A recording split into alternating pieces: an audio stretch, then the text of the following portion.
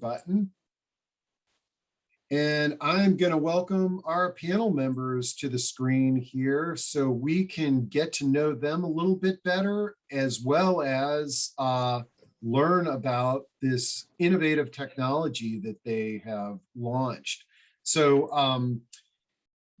first off, I'm really excited to learn about Thriving.ai. Shain, I'm going to start with you because you're the founder, and I forgot who connected us, but when I connected with you, I was like, holy cow, you have such a great story and a great passion around this venture. But let's first start to just get to know all of you, and then we'll dive into the platform that you created. So Shain, I'll let you go first. Tell us a little bit about your background and what led up to you founding Thriving.ai. Excellent. Steve, first of all, thanks so much for having us on. We're really excited to be here.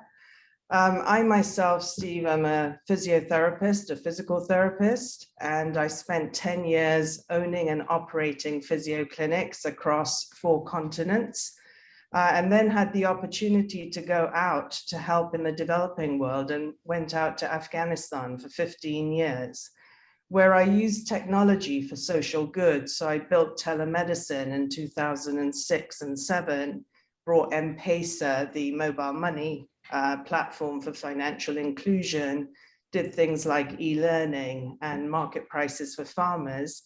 And during this period of time, I was looking after my kids and my in-laws and my parents. And over the years, I lost 3 of my parents, my in-laws and my father, and I was looking after my mother at distance and experiencing everything a caregiver that's working does, right? Sandwich generation, work, career, distance, all of that, and caring for a parent. And on one occasion, unfortunately, Steve, my mother fell at 2 a.m. in the morning. I didn't find her for 8 hours. And the guilt and the consequences of her fall on her life and my life, because she ended up in hospital and then coming to live with me full time with caregivers, brought me back to this area. And I realized that even being medical, it was so hard to bring healthcare, social care, formal care and informal care together.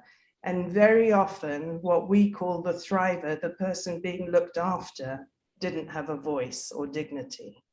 So then I met this beautiful bunch of people that have joined me on my path, and I'll let each of them introduce themselves if you're good with that.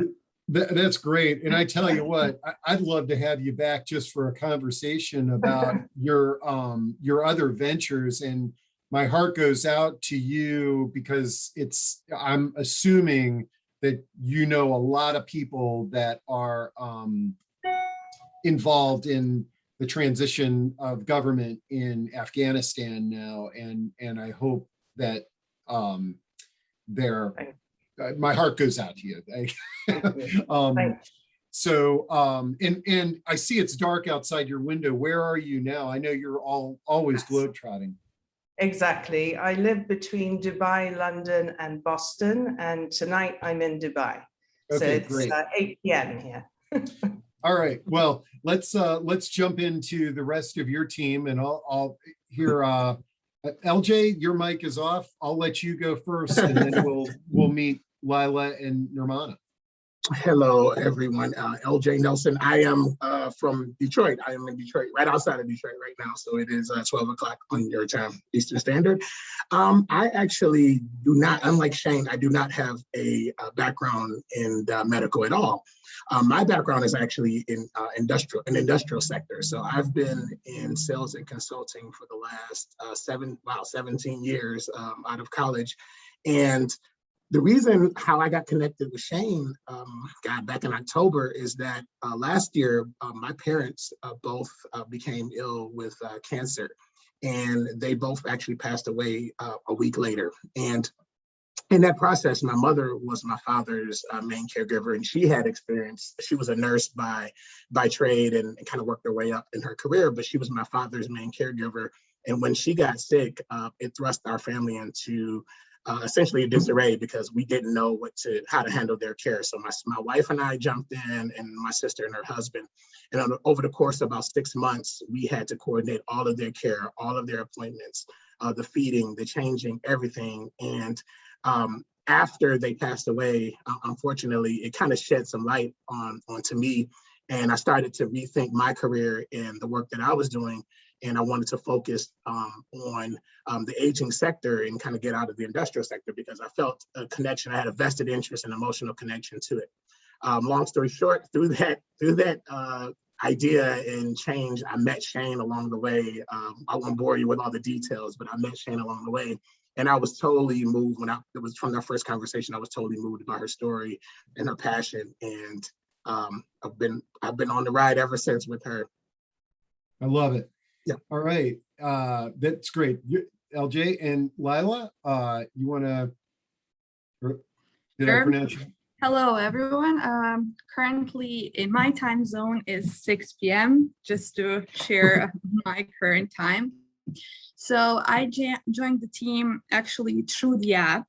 My background is in marketing and public sector management. And similar to LJ, I had no experience in healthcare or any related field. I spent 6 years in corporate banking, in marketing and PR. And then I transitioned to NGO sector because this is something I wanted to do. However, I first stumbled upon Thriving.ai as a beta tester, actually. This is the first time I saw the app. And at that point, I wasn't familiar with these kinds of apps.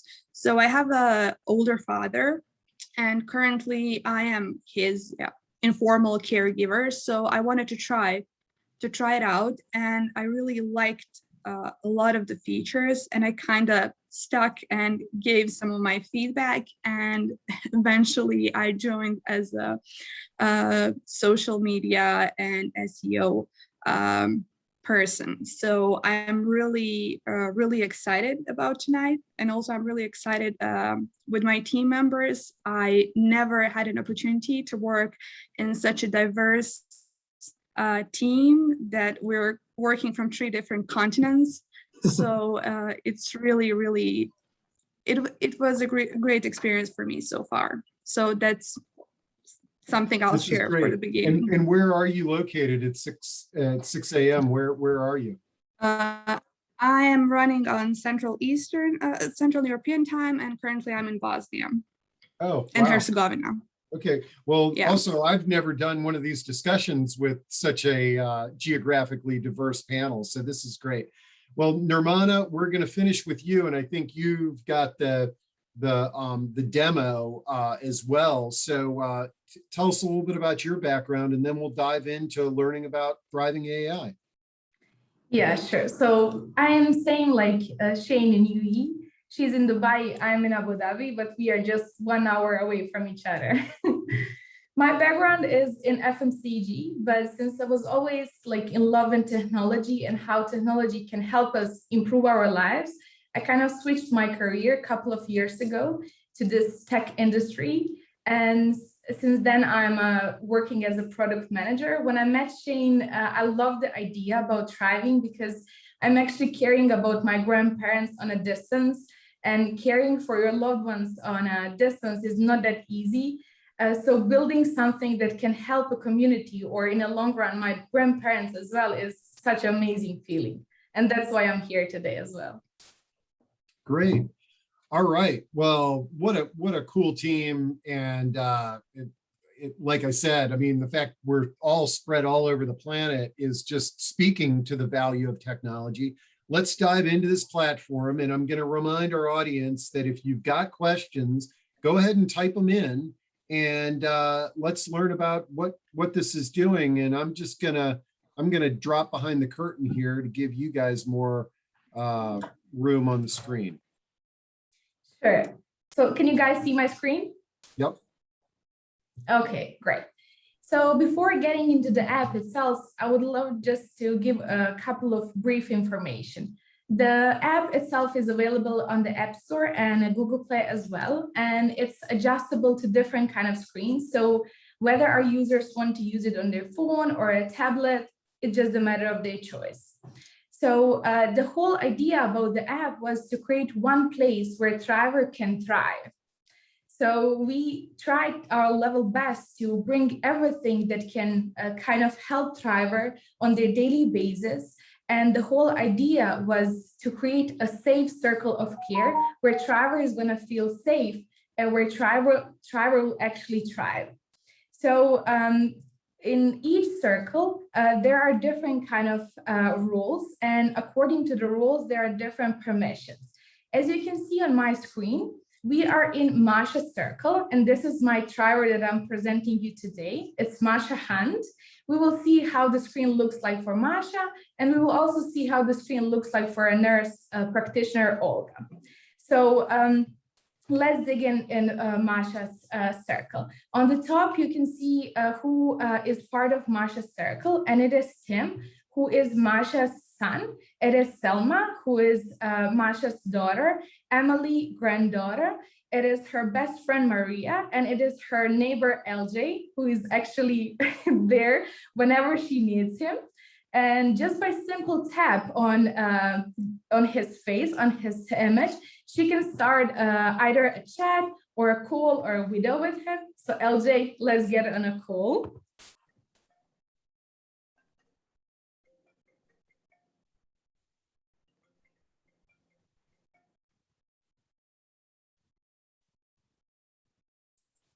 The whole idea about the communication is to, hi LJ. The whole idea is to create a place, an easy place for a Thriver.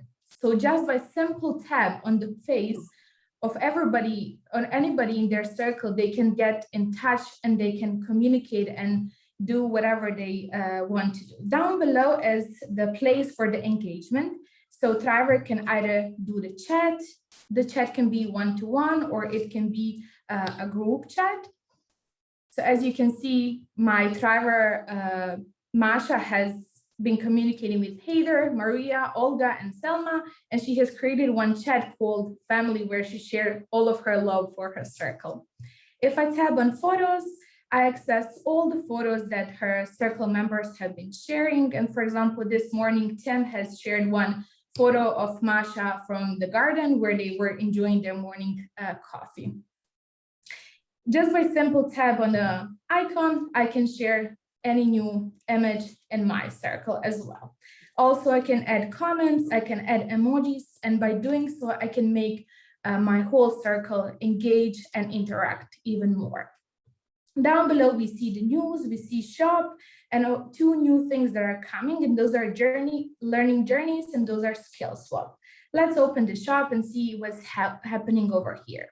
So not only that Masha can communicate and she can share the photos and calls and everything, she can do the shop as well. Just by simple tap on any of the offered boxes, she can get in any of the affiliate programs that we are partnering with. I would love to demonstrate you how the check-in works out, and it is actually one of our key feature. I will actually do the check-in schedule at the moment, and I will set it up 1 minute ahead from here. Why am I actually explaining the check-in? It's because it's our main feature, and it is something that is helping the whole circle to actually engage better. Sorry. Guys, can you still see my screen? Yes. Sorry.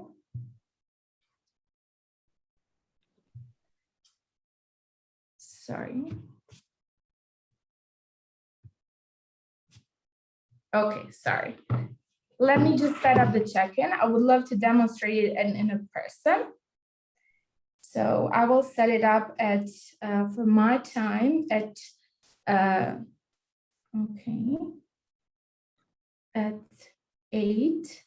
And Shain, if you would like to add something while I'm doing it and presenting it, I would call you to. So the idea here is that this is the interface for the senior, and on this screen, basically the senior has all their engagement and communication activities, but also gets pop-ups to check in at a predefined time on a day with members of the circle, and they can share how they're feeling. The nice thing about this is that once they check in, they get a message that acknowledges the check-in and also gives them an inspirational quote. So helping release positive hormones and improving the mood. On the sort of caregiver's side, Nermana will show you later that these check-ins get logged. And so what happens from a caregiving perspective is that you can actually see the fluctuations in mood and pick up on small things before they become big. That's kind of the idea. It's also a way in which you can be prompted to get in touch with your thriver if they're having a bad day. Thank you. I set up the check-in for 8:21. It's supposed to come up really soon. By that time it's happening, I'll just check how it looks like You on my know, other. I like this element of the platform. Okay. Here we in are. terms Sorry to Oh. interrupt. Oh, no, Sorry this is for a great. little Yeah. technical. Yeah, so this is what Shain was actually talking about, and this is the opportunity where Thriver is actually checking in and actually announcing to their own circle how they are doing. If I tab in on a green, it will give me whichever I tab on, it will give me acknowledgement. And I don't know if you were able to hear on the other phone, I actually received a notification, and I'll switch just over there. I just received notification that is telling me, as you can see, that, hey, Olga, Masha has checked in, open the app and see how she is doing. So now we are on the other account, and that is the account of the primary care, that is the account of the nurse practitioner. Nermana, So- you just need to change your screen because you're still on Okay. the private screen. Yeah. Okay, let me just check. Sorry, guys. Are we on a new screen now? Yeah, great. Okay, so as you can see on the top, I have just received a notification. Hey, Olga, Masha has checked in.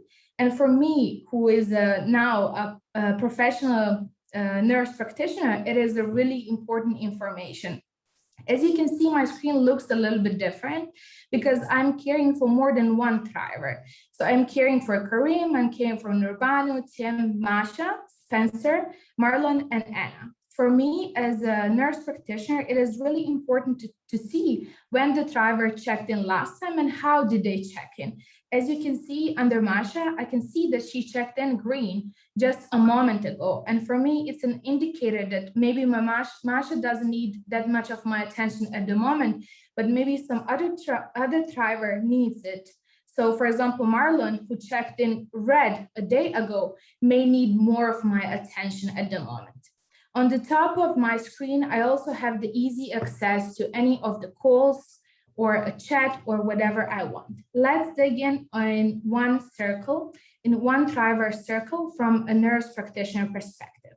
I just entered an Nermana circle, and as you can see, over here I have all the circle members that are part of Nermana circle, as well as mood report. So mood report we can see from monthly, yearly, weekly, or daily basis. Out of my interest is when my drivers check in yellow or red. I know that Nurbanu is usually checking in as green, but I remember there was a whole week when she checked in as a yellow, and for me it was kind of the alarm. And of course I phoned her to see why did her mood drop down, and I get to know that she had a family tragedy, so that's why it actually was happening. Down below are all the boxes for the engagement, same as Thriver had them, such as chat, photos, news, journeys, shop, and skill swap. Because I am an admin in her circle, I actually have the access to the settings, such as managing members, managing news, managing check-ins, and subscription. I have options to add any member which I want. I have option to change any role within my circle. I also have option to check what kind of news my Thriver is gonna see. And of course, here's where I set up the check-in now that you have seen on Masha. And of course, the subscription above is just my profile, and we are GDPR compliant. We have options to delete account, log out, and of course, change all the settings in our accounts. Yeah, that will be kind of it. That was a marathon run there, Nermana. Thank you. So, Steve, we also have, which we'd love to share with some of the members here, because I know they're from the business environment. We have a back end that is an intelligent back end. And we'll just show you, one screenshot of it. But the idea here is that as time goes by, we're adding machine learning and AI so that we get to know, the platform gets to know the thriver and the caregivers and can give supportive information. So I'll just hand over. Nermana, do you want to just quickly explain this? Yeah, I'll just be really quick on this. No, Actually, this is always, whenever we have these discussions there, the demo we just saw is accessible to families and caregivers. So like if somebody had a loved one or a neighbor and they thought that this would be appropriate, they can go to Thriving AI, download the app and set this up. And I just got a text. It says, Okay. is there a cost for a family or a caregiver to utilize this? I'll take that on, Steve. So the application is available for customers, caregivers, informal caregivers, and their family members. It works on a subscription fee, and it's $14.99 a month for a Thriver plus 7 Circle members. That's less than 50 cents a day. And there's an annual subscription for $12.50. But right now it is available free, and there is a freemium version which doesn't give you the data. It just gives you the daily check-in and all the other functionality. Okay, great. And then now of what I know will be of interest to our audience is, I guess, for lack of a better term, like an enterprise platform. So if I have a care management firm or a home care agency or even a senior living community, this could be something that could be utilized across my client platform, correct? Exactly right, Steve. Okay.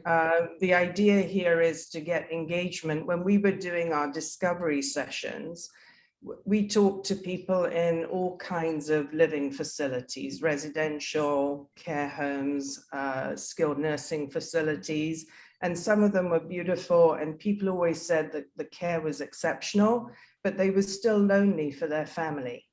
And the idea of making the mobile app is to have care on the go. So on your way to work, if you're on the train, you take a picture of the landscape, send it through to your mom or your dad, it keeps them engaged. It's also very good for enterprises because if they've got several facilities, they can compare how the majority of the residents come out. So you can section this to say 70-year-old men in Connecticut versus Boston or whatever. And you can actually share cross practices that would help improve quality of care. We also have a functionality that we're building on request, which integrates Google Maps for home care delivery companies and nurse practitioners that have their own clients in the community. And what that does is it uses the check-in information to actually plan the care route. And therefore it allows for more time for the practitioner to spend with the client and the family rather than sort of planning routes. And I'll just add one more thing. The communications is really important because it saves time. You're emailing Steve and then LJ and emailing Nermana. It's all in one place. The group gets the information. Nermana, do you want to just quickly? Yeah, give us a little tour of what's on this dashboard here. It looks pretty interesting. Yeah, so we started actually our integration with the Tableau, which is one of the most famous softwares for data analytics for the machine learning and artificial intelligence, which is our next step in the next couple of months. So at the moment we have connected our data and we started the analytic part. So here's the data presented in terms of like how many users do we have, like per gender, per age, how it comes to the location, how many members do we have in a circle, and what are the type of those members, or how are they related to the Thriver. What is out of our most interest is the Thriver smooth check-in history, and where we can see like how many of our Thrivers checked in as a green, red, or yellow, and in general, what is their mood check-in history.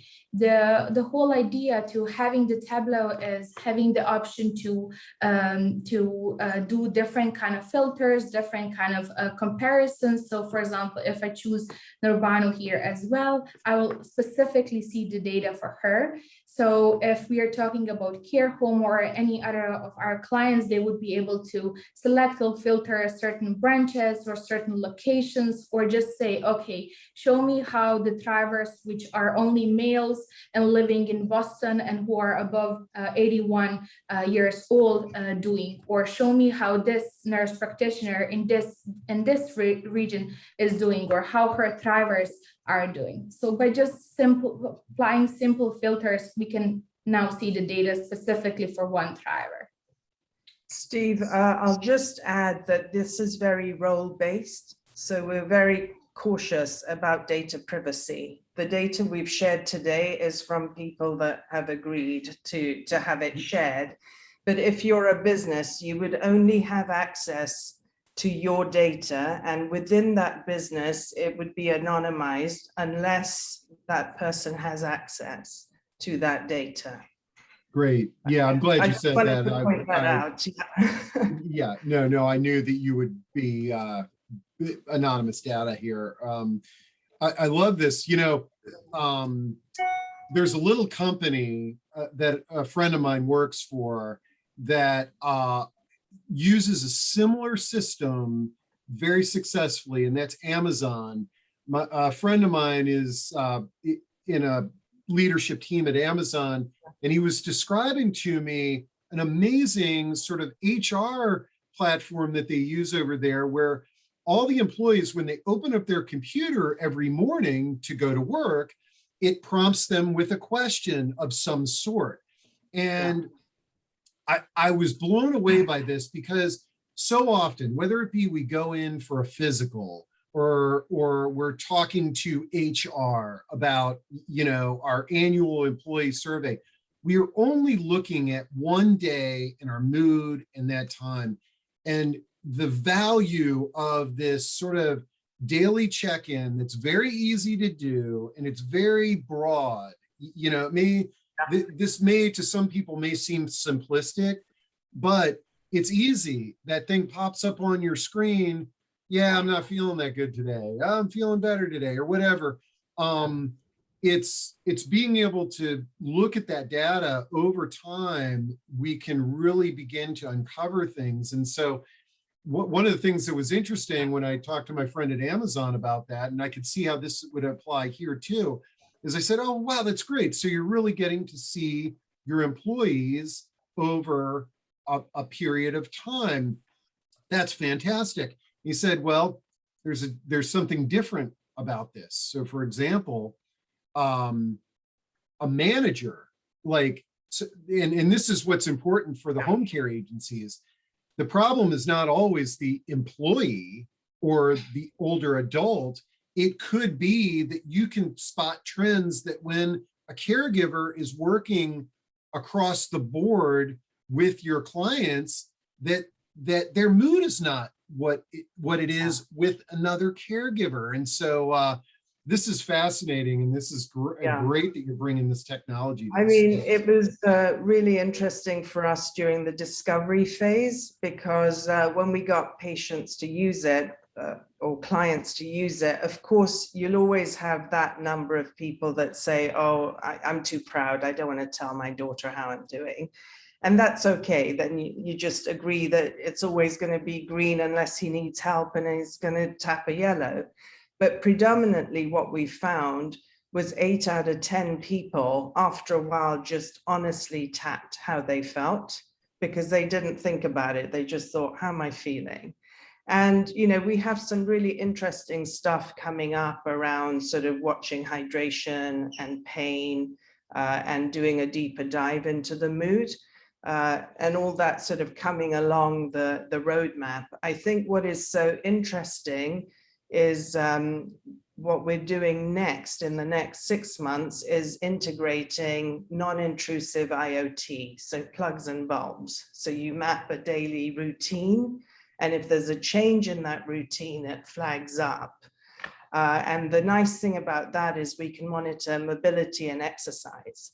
And so if you're sitting for too long, just like you get the check-in prompt, you'll get a prompt that comes up that says, hey, Steve, tap here and do a 5-minute stretch with me, which is great. I think that the other key piece as we move forward is what we've heard repeatedly from people that are using this. And we've only got a few users at this point because we're just going out to market, is phew. I don't have to have 5 apps and 5 logins to do this. And I don't have to sort of get my mum to remember her password and whatever. Our onboarding process has also been made really simple so that it's really easy to invite people and get the circle up and running. But I'd love to answer any questions if there are questions. I see one popping up. Yeah. So Karen asked, does this comply with all US HIPAA laws?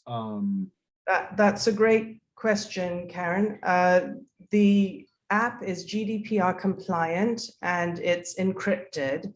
We have not at this point applied for HIPAA because the app is not using medical terminology and not integrated to electronic medical records. So we are not encouraging anyone to say, increase insulin by 10 mils. We're just checking on how people are.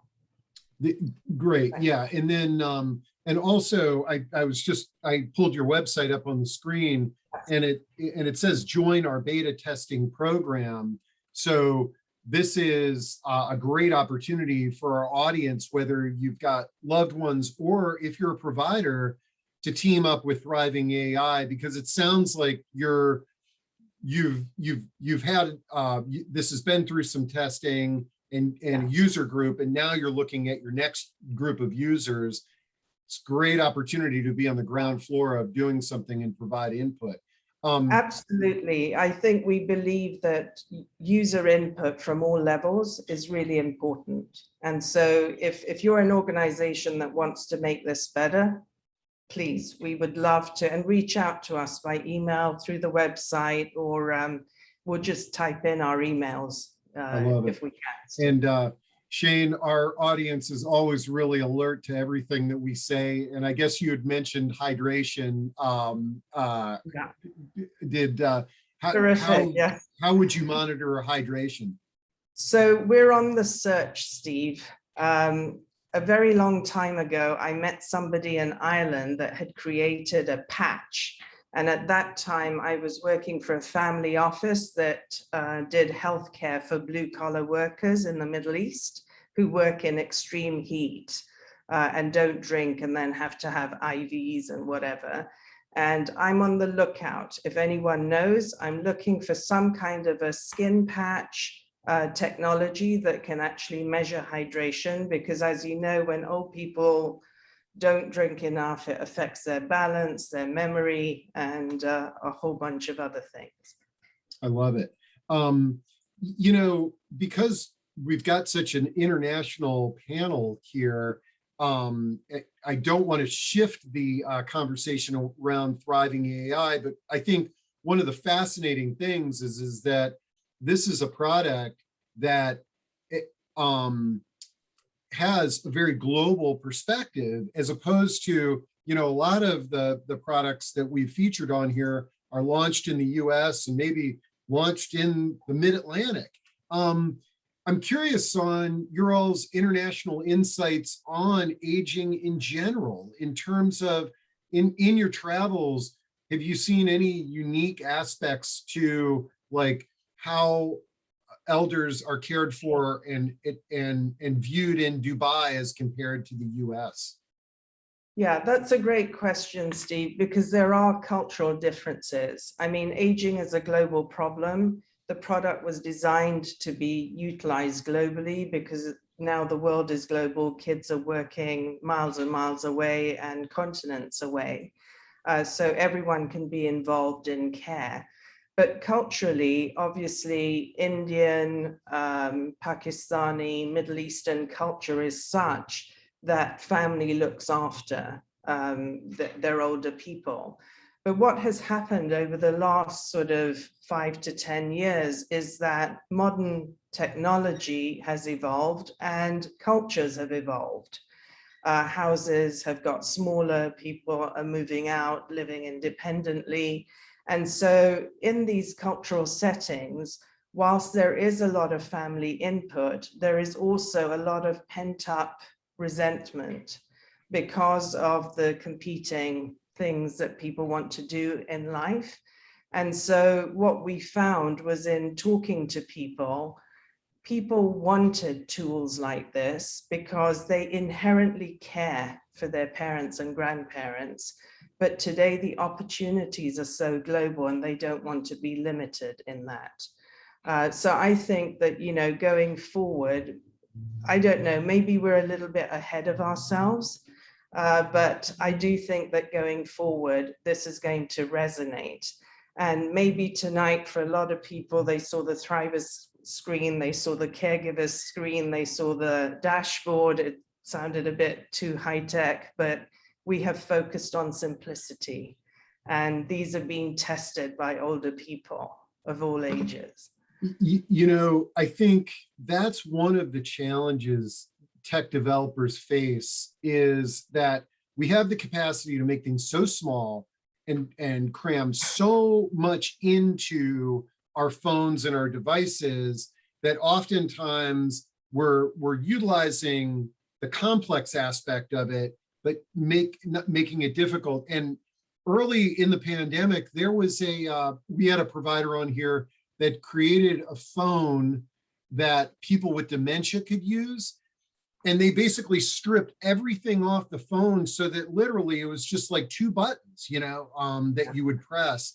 And the audience realized it's like, wow, there's really a need for simplicity. And I think that starting with something that's simple and easy to use and then adding features on later is a great opportunity. While you were talking, because we did get a couple of comments about this hydration smart patch, I did a quick search. Go figure, Gatorade has created a smart patch for hydration. Great way for them to sell more product, right? Yes. But I could see you all. Both my kids are triathletes, so they've been on the hunt, and that's really how it's going to sort of be integrated into something like this. Exactly. Because sadly, Steve, until COVID, I think that age tech and aging in general wasn't the sort of sexiest idea to invest in. And now I think that there's a bit more interest in it, but I think it's been very fragmented and siloed, and there hasn't been sufficient investment in it. But there's lots of new technologies that we can use that won't be expensive, that can be adopted. And as you said, simplicity is absolutely essential, but also it's really important not to patronize the old, because there's a lot of young old and there's a lot of old that are very tech savvy. So I think it's getting that balance right is really important.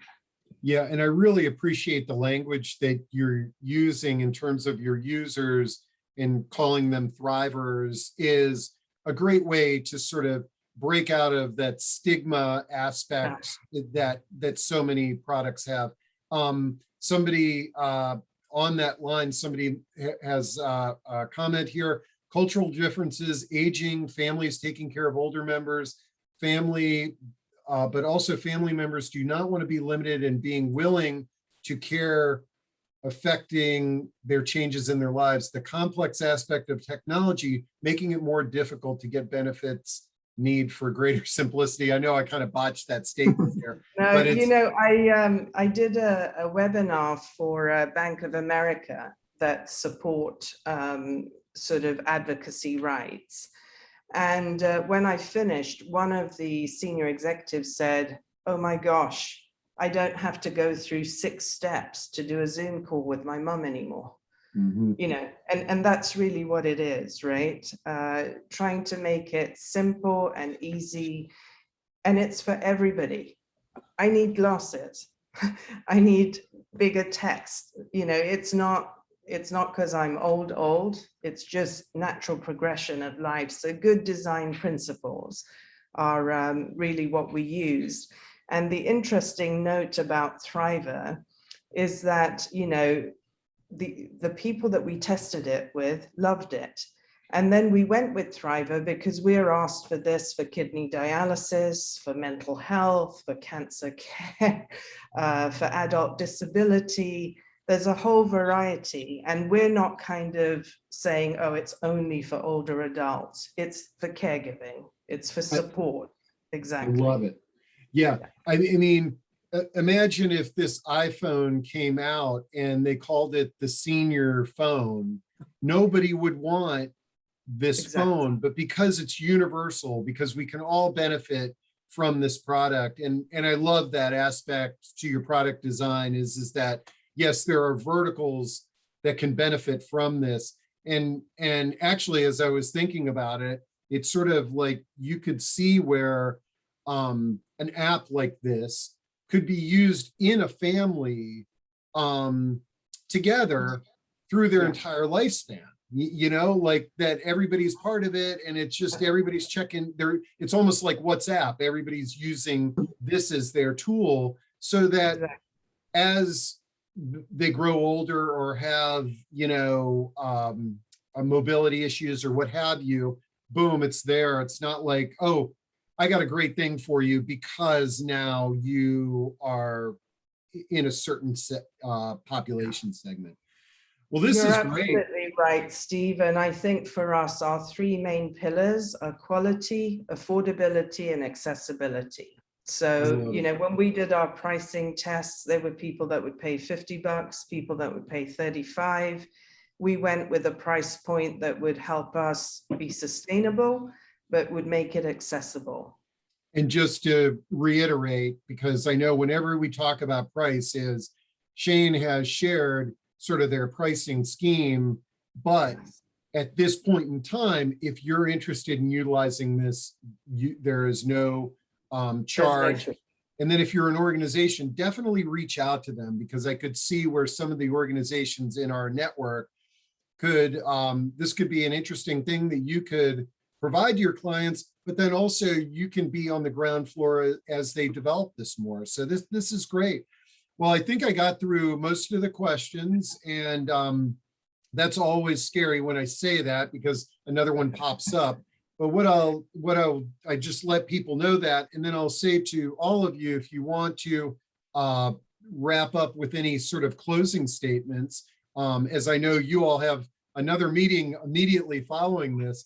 And of course, here, this came through. It says many heart attacks happen in the morning between 9 and 11. Dehydration while sleeping overnight, stress hormones, higher levels in the morning. No real way to monitor dehydration in the morning. For example, diabetes, doctor prescribe loading a dose of overnight drinking water and hydration in the morning. Really good point there. And great point. And you know, I'll just wrap up by saying that we're on a journey to evolve this. And, you know, we've got the IoT coming, and then further into next year, we're bringing in a little bit more complex care, like a glucometer, a pulse oximeter, and so forth. But we're never going to get sort of super high tech. This is going to be low tech to help you help the people that you care for live as independent, dignified life as possible. I'd love anyone that's got ideas to please reach out to us. We're always open for a conversation, no pressure. Please try the app too. We'd love your feedback on it. Great. I would just Over like you. to add, Yeah. like my experience on top of what Shain said, improving quality of life of thrivers. Actually, I would just like to share my experience of how it helped improve my quality of life as a caregiver by giving me a peace of mind.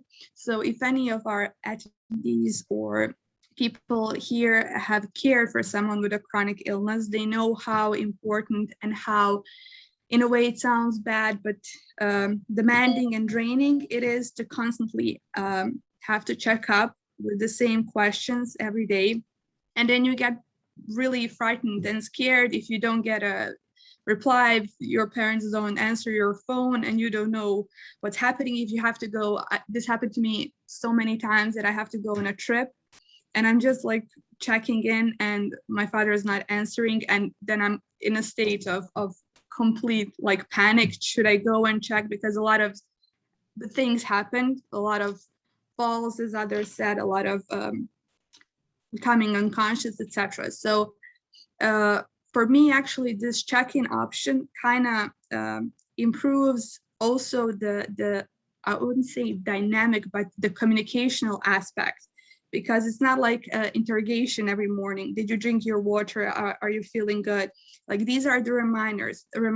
Okay, so you felt bad yesterday and now you could sleep for the entire day, but I don't have to call you from my job and being stressed and putting myself alarms to call you to drink water, because you will get an in-app reminder to do so. And also I will see if my dad is feeling bad or feeling good. So this is like some information that I have during my daily call that can help me. And also another, for me at least, really useful part of the app. An app really has so many things so that the demo is not long enough to show what it offers, but these learning journeys, and we have part of news. So there is this place where you as a caregiver, if you're an informal, and I'm speaking from the perspective of informal caregiver, and your parent can, it's almost have a virtual course together, go to improving and learning about a skill together. And as we age, regardless of the chronic illness, sometimes conversations with our parents are changing, and sometimes they don't feel so fluid and mentally, let's say inspiring. They kind of become stale. So for me, at least, this is my experience. These are some of the things that were really good. I love it. Yeah, I can definitely put two and two together, but that's great for you to share your personal experience there. And let's see here.